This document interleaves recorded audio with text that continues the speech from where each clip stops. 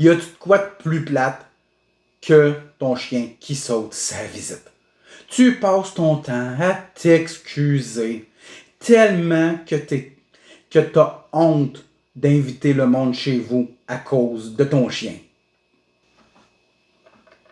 Dans cette vidéo-ci, je te dévoile l'astuce pour que ton chien arrête finalement de sauter sur la visite et tout ça de façon naturelle, sans rien forcer, sans forcer ton chien à quoi que ce soit.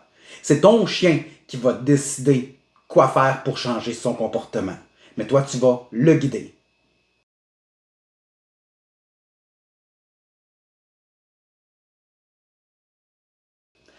Je m'appelle Sébastien Beaupré, je suis intervenant en comportement canin. Savais-tu qu'un chien anxieux va développer beaucoup plus de problèmes de comportement que la plupart des autres chiens? Rendre les chiens heureux, c'est ma passion. C'est pourquoi je me suis donné comme mission de t'aider, toi et d'autres propriétaires de chiens comme toi, à gérer les émotions de leurs chiens et les leurs aussi en même temps. Il y a plusieurs raisons pour lesquelles ton chien saute sur la visite. Mais la principale, c'est sur celle-là qu'on va s'attarder, c'est-à-dire vouloir dire bonjour, avoir de l'attention de la nouvelle personne qui vient d'arriver à la maison. En gros, il fait ça parce qu'il est habitué de le faire. Tout simplement parce qu'on l'a renforcé sans s'en rendre compte.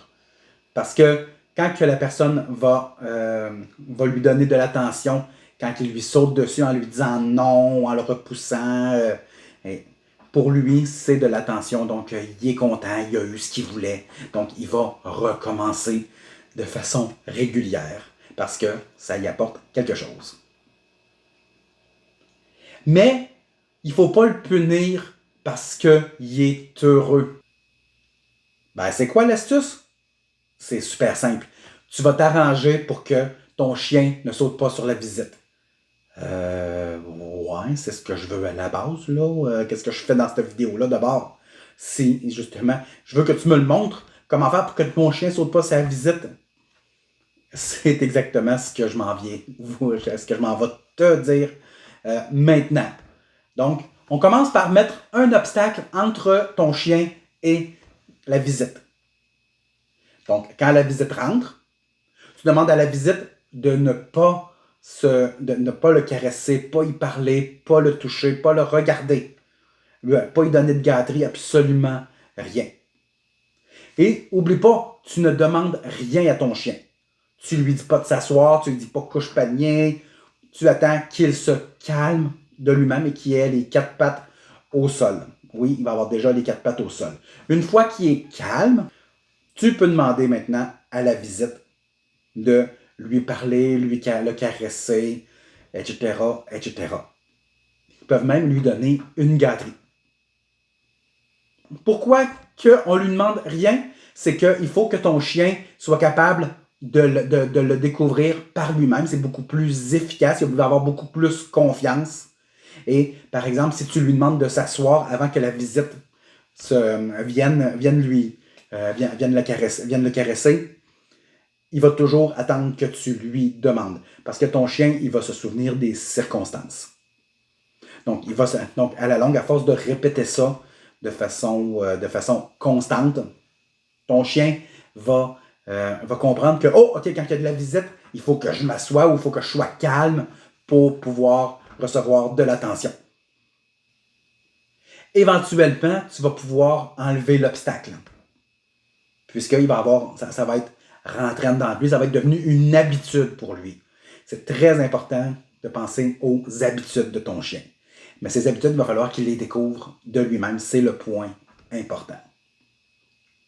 Comme tu vois, ce n'est pas des techniques qui sont coûteuses ou que tu as besoin d'un expert en comportement canin qui va te coûter 150 $ de l'heure pour pouvoir régler ce petit problème-là avec des techniques qui peuvent être très compliquées.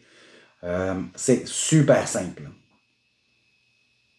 Donc, tu n'as qu'à répéter, ça va se faire de façon naturelle dans le cadre normal de tes activités. Donc, tu n'as pas besoin de prendre du temps pour pouvoir le pratiquer. tu le pratiques quand tu as des gens qui arrivent. C'est sûr que tu peux préparer, par exemple, l'obstacle avant l'arrivée de la visite pour préparer.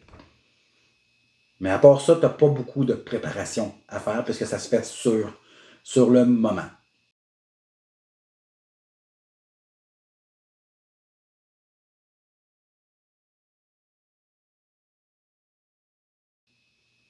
Voilà. Donc, en résumé, laisse ton chien découvrir qu'il faut qu'il soit calme pour pouvoir dire bonjour. Il va l'avoir son bonjour, mais il va l'avoir de façon où il va bien se comporter. T'as aimé la vidéo? Ben, dis-moi-le. Clique sur j'aime, mets des commentaires, abonne-toi à ma chaîne YouTube. Hey, je t'invite aussi à venir dans mon club, le Club des Nobles Canins, dans lequel je donne plein de contenus exclusifs. C'est sur Facebook. Le lien va être dans le descriptif de la vidéo. Donc, tu peux aller aussi sur ma page Facebook.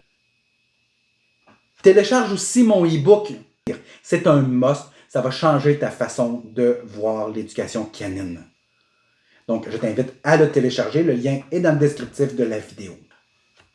C'est tout. Donc, sur ce, je te souhaite bon entraînement avec ton chien et surtout, stresse pas.